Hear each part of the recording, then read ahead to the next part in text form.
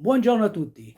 So che molti di voi stanno imparando a parlare il corsivo e mi son detto che magari vi potrebbe interessare imparare altre 4 sfumature di questa fantastica lingua che è l'italiano. E sono qui apposta per questa lezione di maiuscolo, maiuscolo grassettato sottolineato e maiuscolo grassettato sottolineato a caratteri cubitali. Vediamo un pochino di cosa si tratta.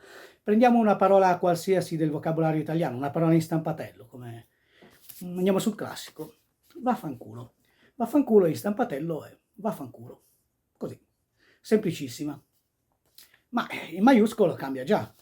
In maiuscolo diventa vaffanculo. Prova a dirlo, vaffanculo. Bravo. Sì, puoi migliorare, però vai già bene. Poi abbiamo il maiuscolo grassettato, che si differenzia ancora dal maiuscolo semplice, perché mi diventa un vaffanculo. Capito la differenza? Provala un attimino, prova. Devi lavorarci ancora, eh. Poi abbiamo il maiuscolo grassettato sottolineato e qua andiamo già più sul difficile, perché il vaffanculo diventa un vaffanculo, cioè bisogna appunto sottolineare la potenza del vocabolo.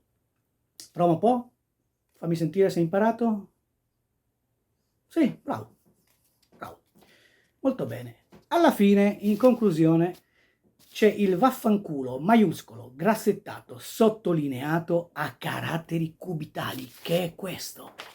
E questo si pronuncia semplicemente vaffanculo. Chiaro, no? Seguitemi per altre lezioni. Ciao!